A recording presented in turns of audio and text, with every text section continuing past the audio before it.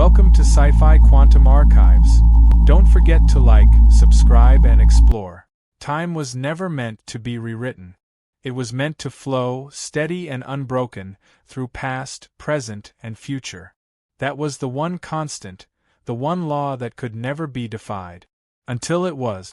And when it happened, we didn't just lose our past. We lost our future. Dr. Elias Kale knew something was wrong before the alarms ever sounded. He had spent years studying temporal anomalies, running calculations on the fabric of time itself.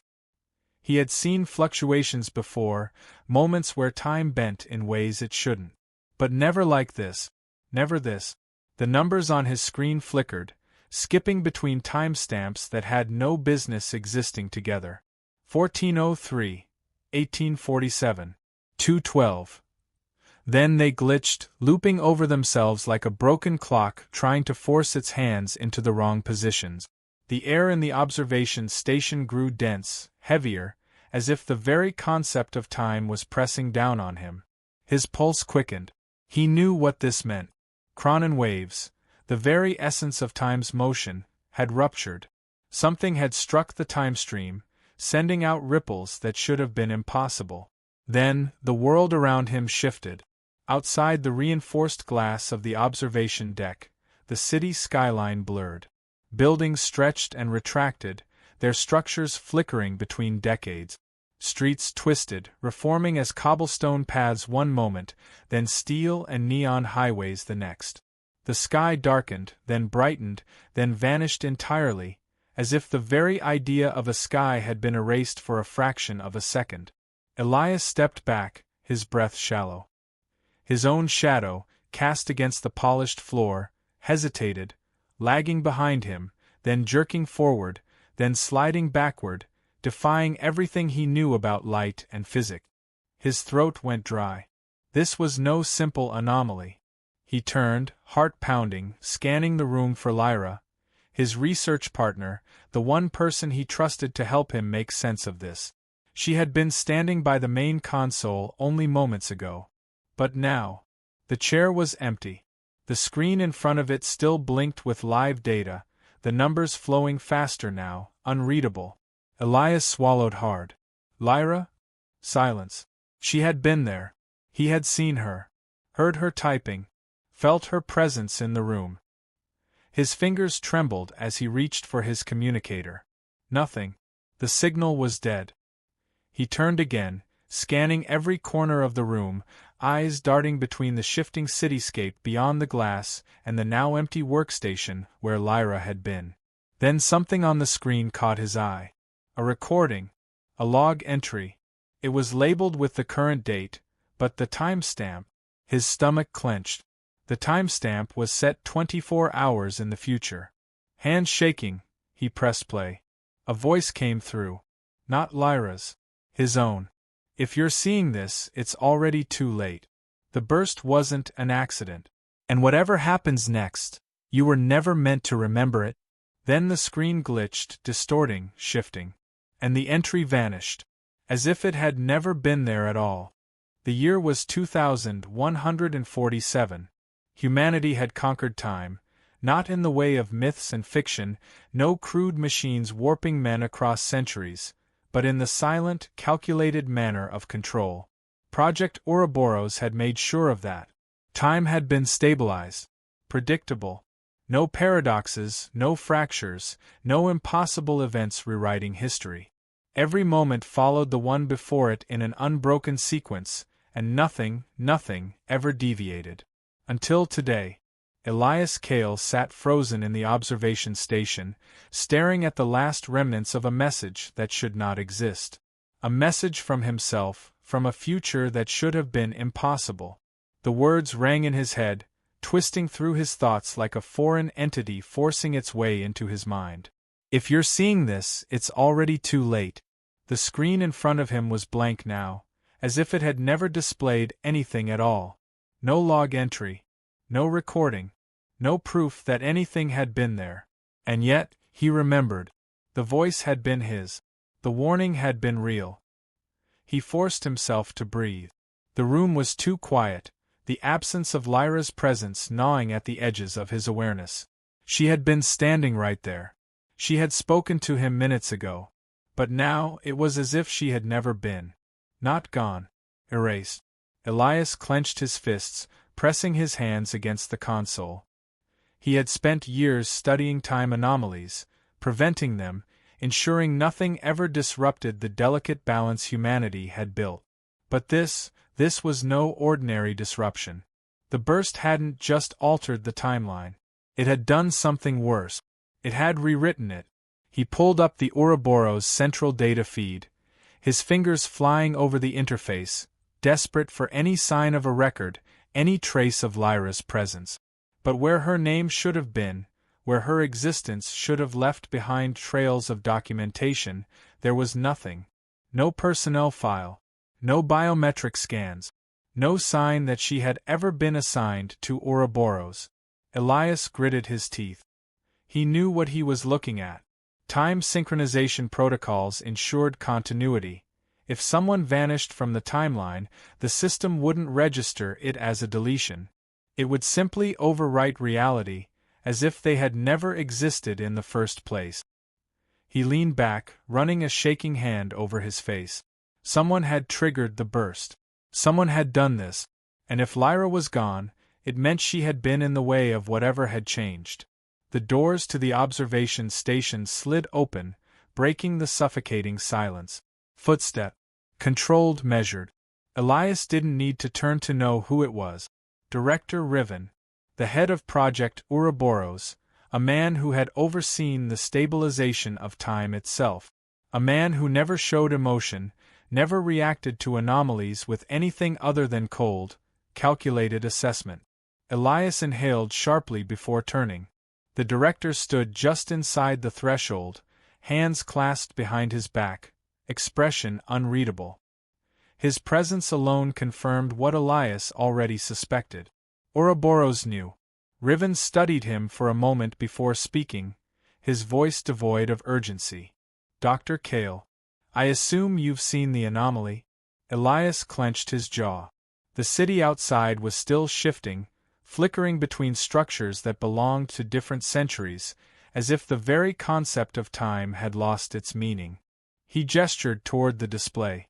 You don't seem surprised? The director didn't answer right away. Instead, he stepped further into the room, eyes flicking to the empty workstation where Lyra should have been. His lack of reaction sent a slow chill down Elias's spine. She was here, Elias said, his voice rough. You know she was here. Riven's expression didn't change. Dr. Voss does not exist. Elias felt the words slam into him like a physical force. A statement. A declaration. Not a denial. Not disbelief. A correction. She was here minutes ago, Elias snapped. And now she's gone. Don't tell me she doesn't exist. Riven exhaled quietly. You know how Ouroboros functions, Dr. Kale? Elias did. Too well. Time synchronization protocols adjusted history seamlessly. No inconsistencies. No loose threads. If something changed, the timeline corrected itself. No one would remember what had been lost. No one but him. He took a step forward. What caused the burst? Riven held his gaze, unflinching. That's what we intend to find out. That was a lie. Elias could feel it. The director already knew more than he was letting on. Elias's fists tightened. This wasn't an accident. No. Riven's agreement was immediate, firm. There was no hesitation, no pretense. And yet, he still didn't explain. Elias felt something uncoil in his chest, something raw and desperate. Who did this?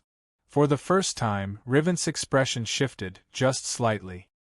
His gaze flickered toward the main console, as if considering how much to say. Elias took another step forward, his voice low. Tell me. The director studied him in silence, then finally spoke. There was a man, he said. A scientist. One who predicted something like this could happen. Elias frowned. Predicted? Riven's eyes darkened slightly. Warned. Elias opened his mouth, but then, the lights overhead flickered. Every screen in the observation station surged with static. Data streams collapsed, numbers flipping erratically, characters shifting between known languages and unreadable symbols. Elias turned sharply, hands gripping the edge of the console. The system was failing.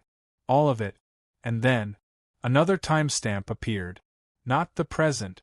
Not the past. A date 40 years ago. And beneath it, a single name. Dr. Soren Cade. Elias's breath caught. That name. He hadn't heard it in years. Because Soren Cade had vanished decades ago. Erased. Forgotten. Now, somehow, he was reaching forward from a time that should no longer exist. Elias's pulse thundered in his ears. The burst hadn't just rewritten time. It had reopened something. And now, whatever had been buried in the past was reaching out. Elias's fingers hovered over the console, his breath tight in his chest. The name on the screen didn't belong there.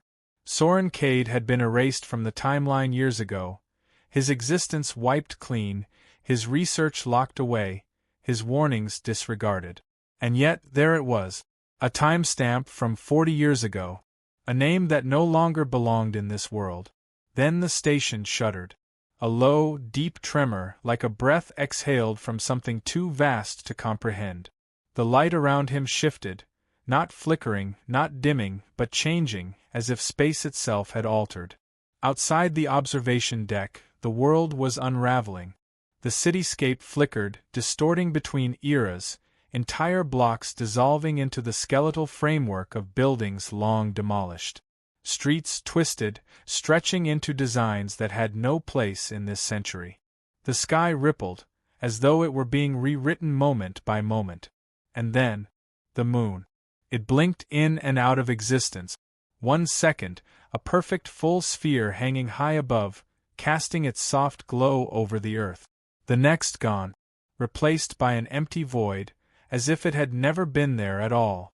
Then it was back again, but different, phases shifting erratically. Crescent, full, crescent, gone, full, gone. Elias swallowed hard. This wasn't just a fracture. This was a collapse. Somewhere beyond his line of sight, sirens howled through the city, a warning system designed to respond to threats that no human should ever have to face. Vehicles careened out of control as roads blinked in and out of existence beneath them. People screamed. Buildings reassembled themselves into structures from centuries past, only to dissolve again, leaving gaping voids where walls should have been. And then, worse, people were disappearing. Not running, not hiding, simply vanishing. One moment they were there, walking, talking, living. The next gone. No trace. No remnants. No indication that they had ever existed at all. Elias's stomach clenched. He had seen it with Lyra. He had felt it. But this was different. This was spreading.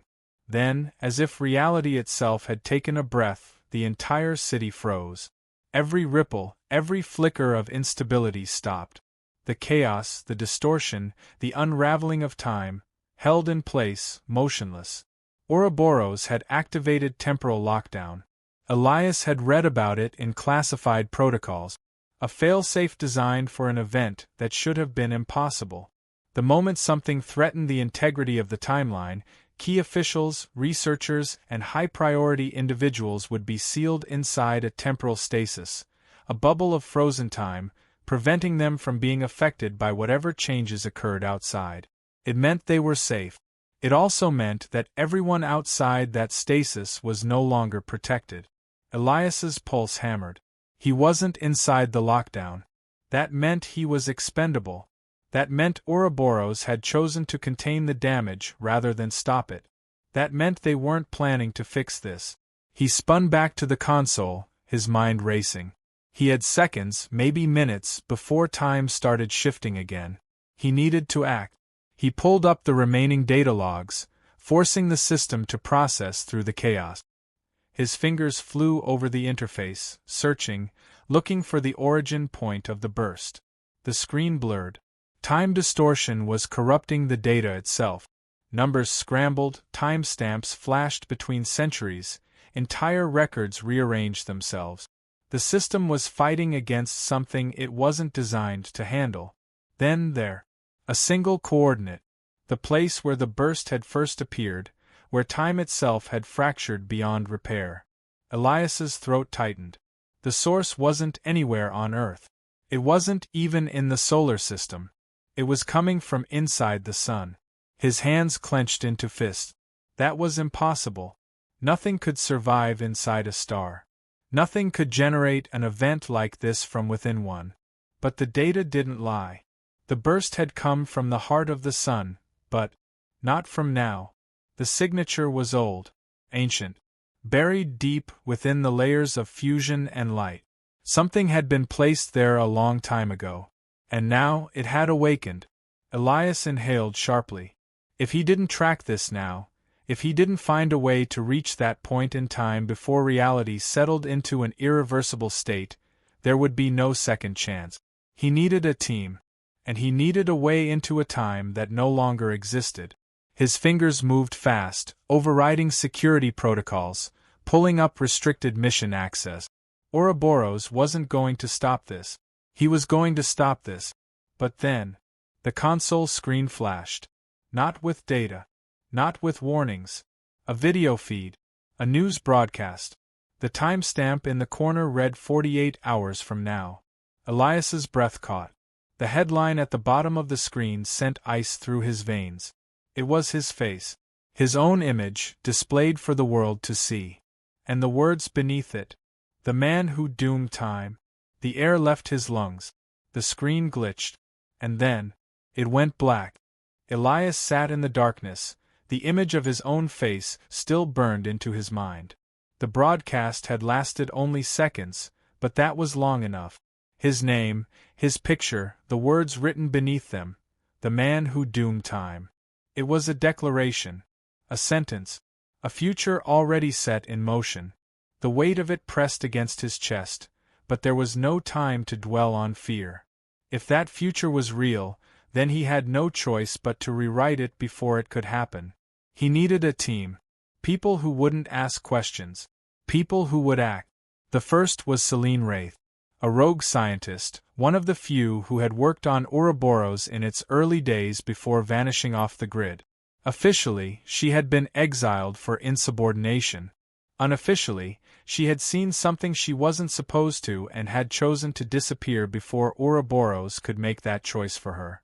Elias found her in a reinforced black market lab, hidden beneath the foundations of a city that no longer followed the rules of time. She didn't hesitate when he told her what had happened. She only asked one question. How bad? Elias told her everything. She listened without interrupting, her expression still, her hands resting against the steel of the table between them.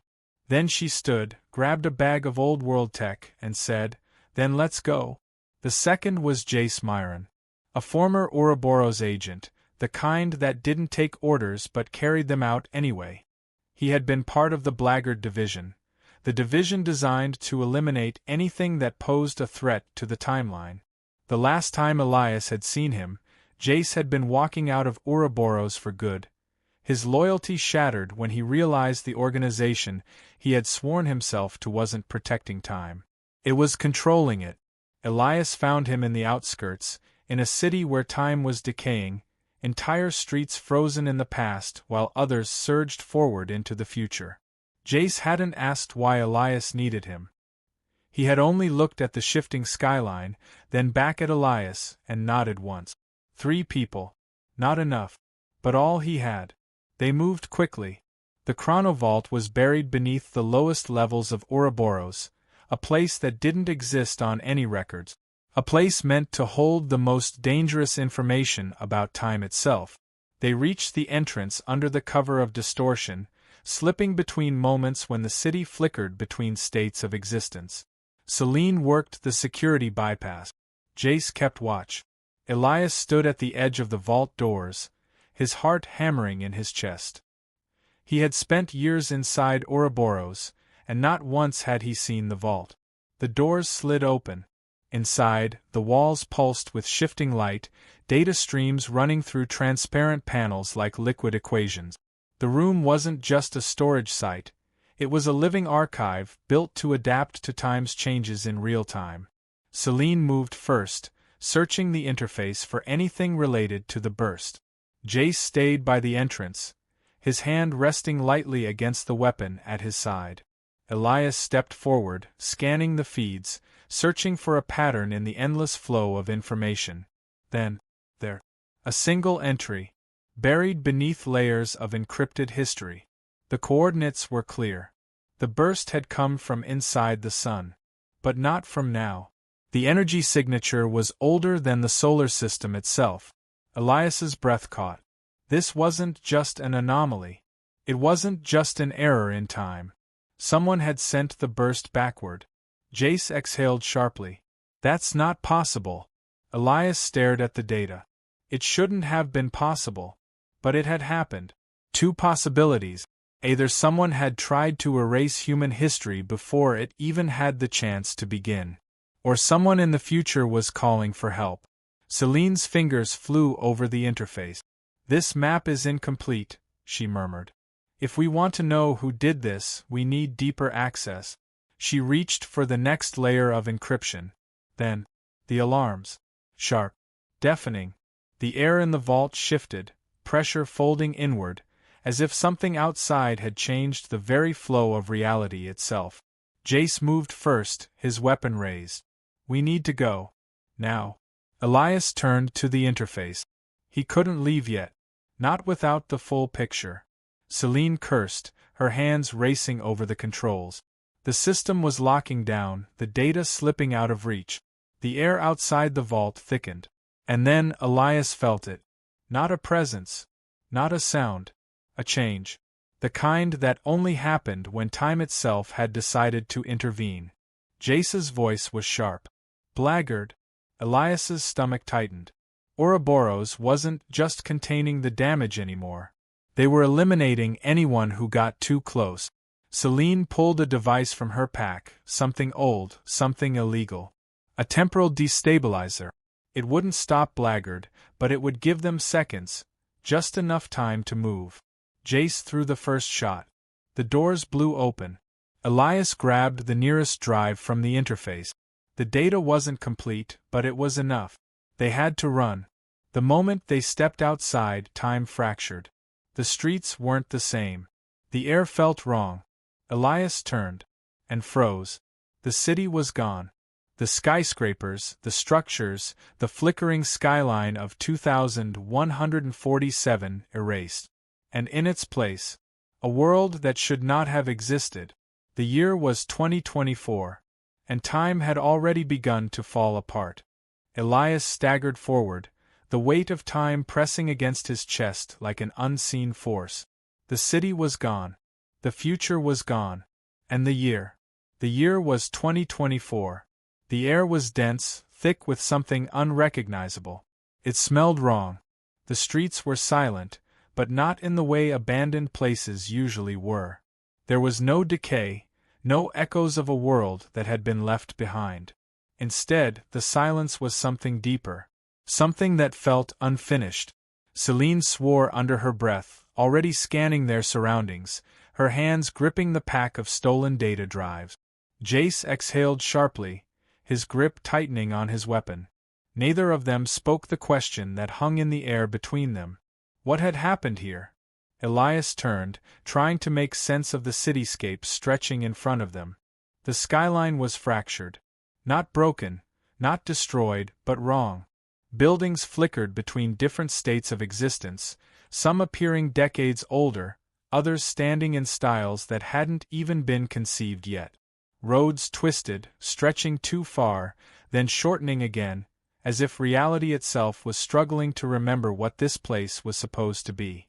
Time had begun to unravel here long before they arrived. And then Elias saw it. A name. Faintly etched onto the edge of a rusted street sign, barely visible through layers of distortion. Cade. He froze. His mind caught up a second later. It wasn't just any name. Dr. Soren Cade. The man who had vanished decades ago. The man whose warnings had been buried by Ouroboros.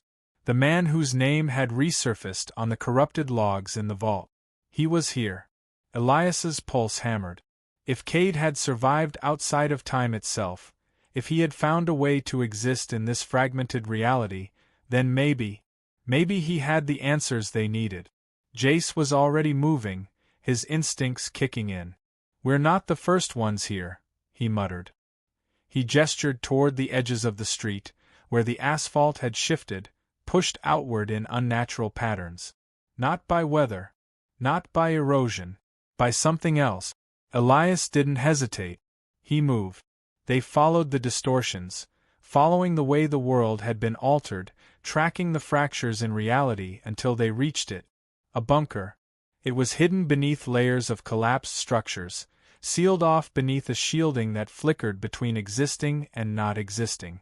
But it was real, and whoever had built it had done so outside the rules of time itself. Celine worked the controls. The entrance wasn't locked. That was the first warning sign. It meant whoever was inside wasn't worried about being found. Or they expected to be found. The doors hissed open. The bunker wasn't abandoned. The air was filtered. The power was stable. The walls were lined with outdated technology, screens glowing with distorted timestamps, numbers that didn't belong to any recorded timeline. And at the center of it, a man. Older than Elias remembered.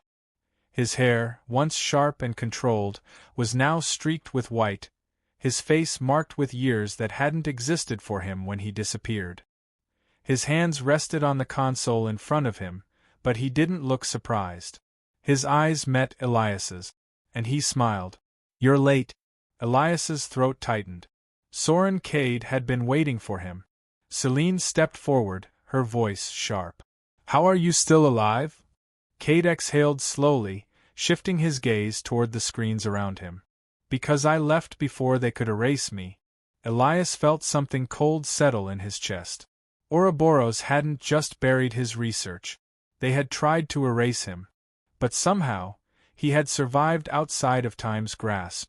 Cade continued, his voice low. "I tried to warn you." Elias swallowed hard. "About the burst?" Cade shook his head. "About what caused it?" Jace shifted beside him, silent, watching. Elias stepped closer. "We saw the data. The burst didn't just originate inside the sun. Came from before the solar system even formed. Someone sent it back." Cade didn't answer right away. His fingers moved across the controls, bringing up a feed, a collection of distorted transmissions, fragmented pieces of data that pulsed and flickered with unstable energy. Then he turned to Elias, his voice sharp. "They weren't trying to destroy the past." The words hung in the air, heavy with something Elias couldn't yet grasp. Celine frowned. "Then what were they doing?" Cade inhaled slowly. "They were sending a warning." Elias felt the room tilt. His mind raced. That didn't make sense. If the burst was a warning, then why had it rewritten time? Why had it erased people from existence? Why had it collapsed the future into something unrecognizable? Jace's voice was steady. "Something went wrong." Cade nodded once. Elias forced himself to stay focused. "What was the warning about?" Cade's hands moved again, shifting the feed. The screens glowed brighter, and Elias could feel the weight of what was coming before he even saw it. The transmission pulsed. The signal fractured.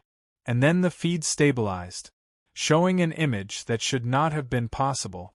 Elias's stomach clenched. The Earth. Or at least, what should have been the Earth. But it wasn't just the Earth. There were two.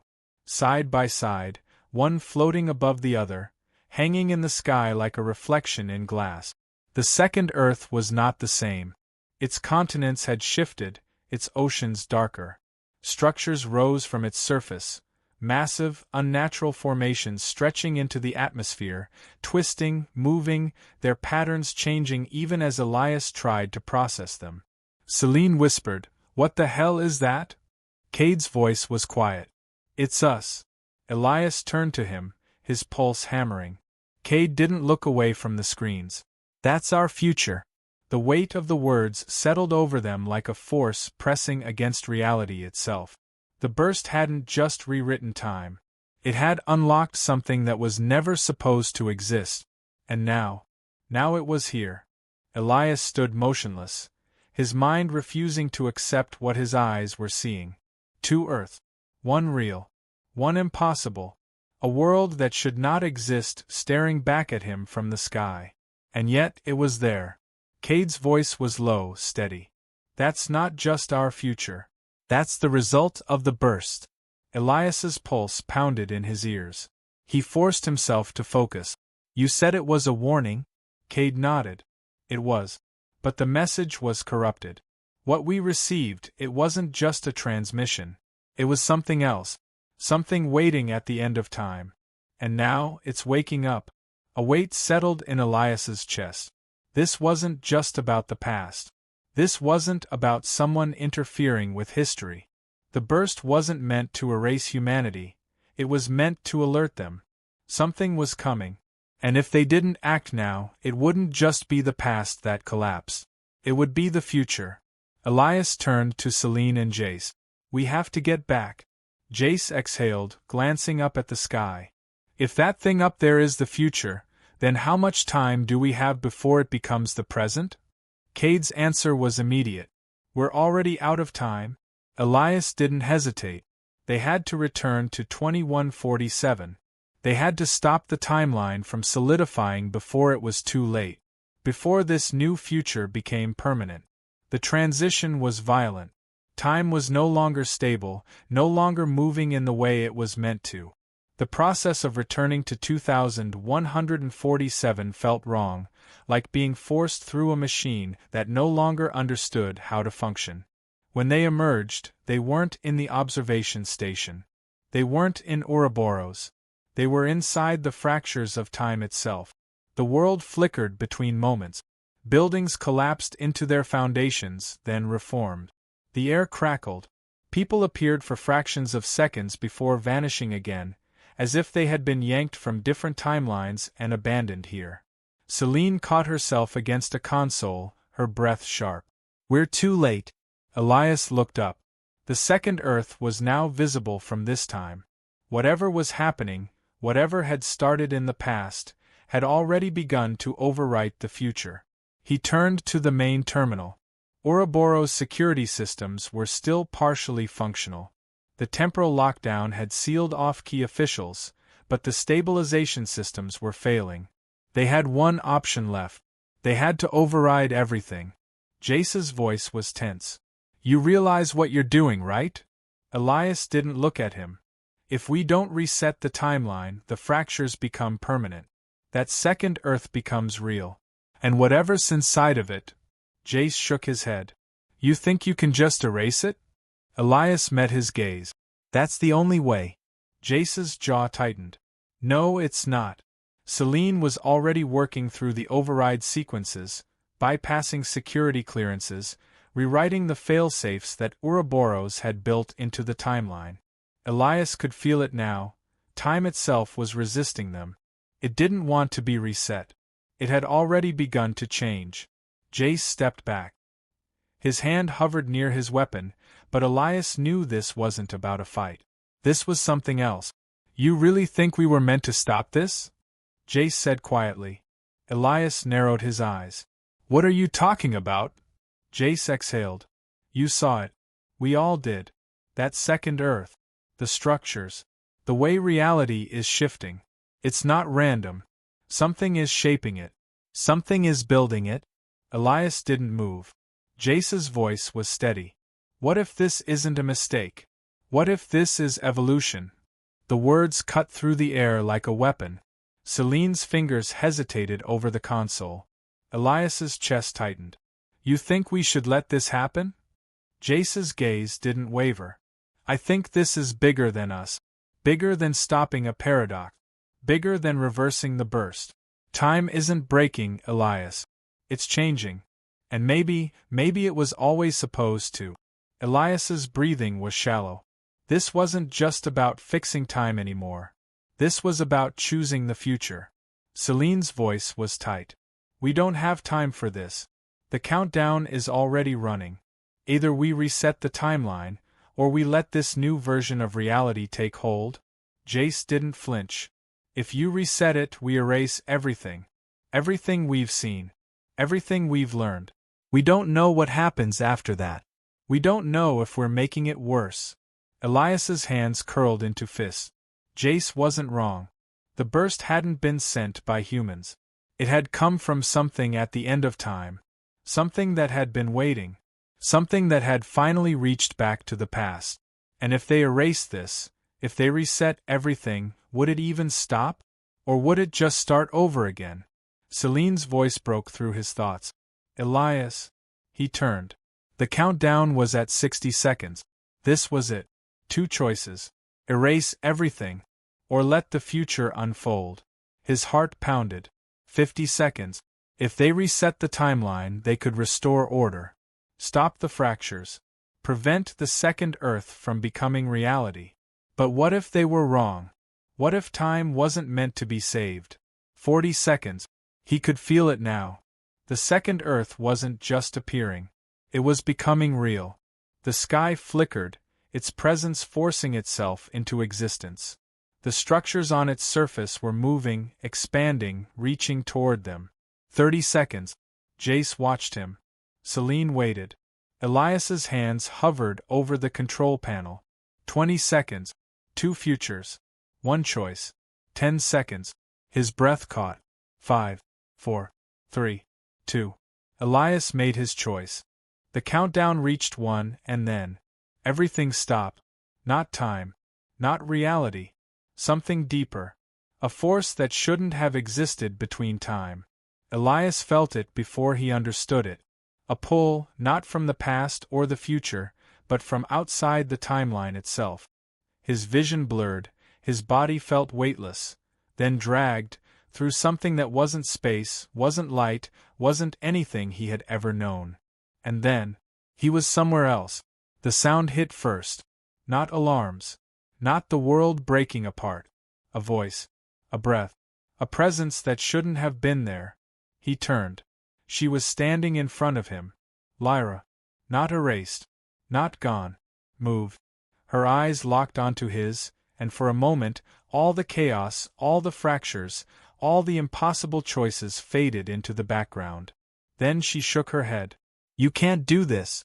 Elias exhaled sharply, his mind racing to catch up.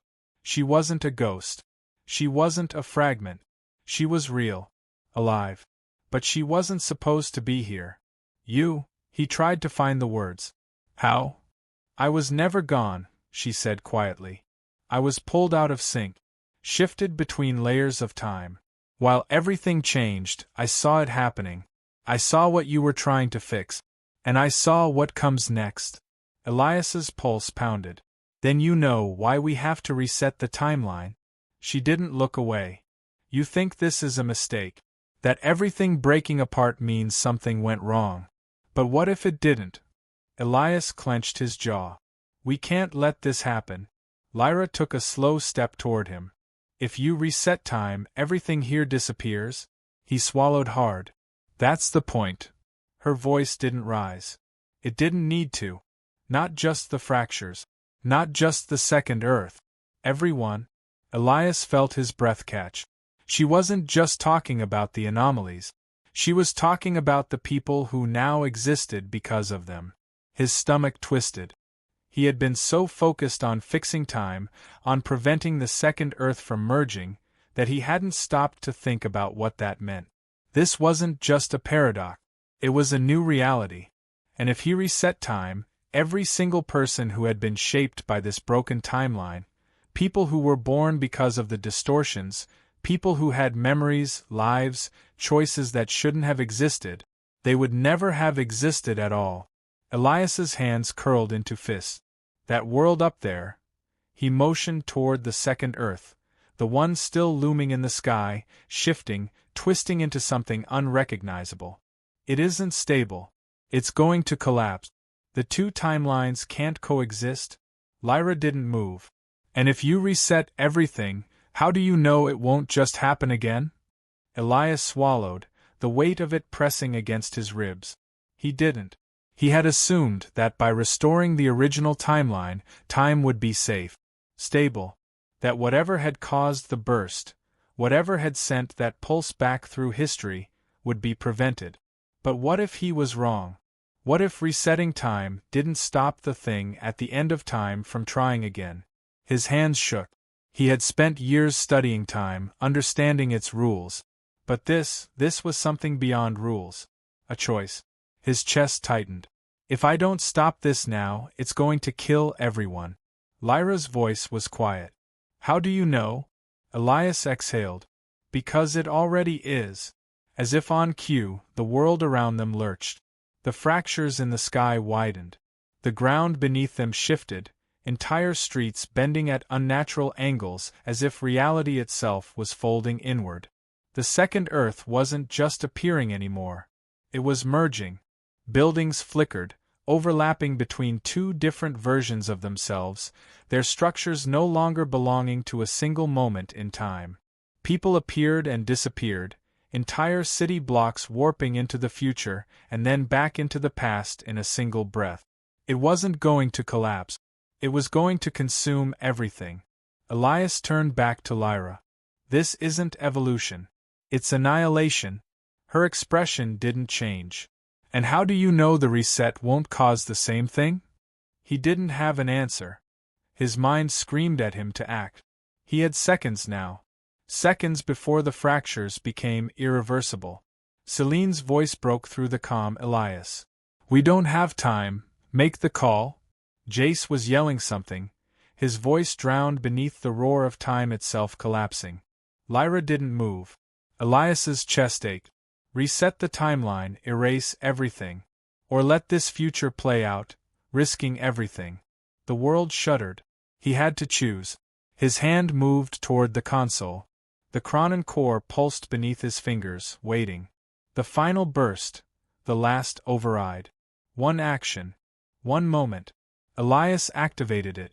Elias's fingers met the core, and in that instant the world ceased. Not shattered. Not collapsed. Not undone. It simply stopped. For the first time since the burst, there was no distortion. No flickering buildings. No shifting street. No second Earth looming in the sky, waiting to consume the timeline. There was nothing. And then, everything rushed backward. The fractures sealed themselves. The streets rewound, structures snapping into their original forms. People who had been erased returned, their bodies reforming mid-step, unaware that they had ever disappeared. The second Earth blurred, its edges fraying, its impossible structures crumbling into light. Time folded in on itself, erasing the choices that had never been meant to exist. And then, there was silence. Elias opened his eyes. The ceiling above him was intact. Not broken.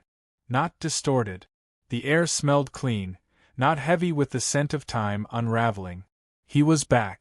He sat up, his breathing uneven, his pulse hammering in his ears. His body felt normal. Solid.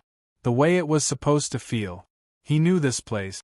Ouroboros headquarters. The observation station. It was the same day. The day of the burst. The moment everything had started. His mind screamed at him to move, to check the data, to confirm that the fracture had been sealed. But his hands refused to obey. He knew before he even looked. The reset had worked. Reality had stabilized. The burst had never happened.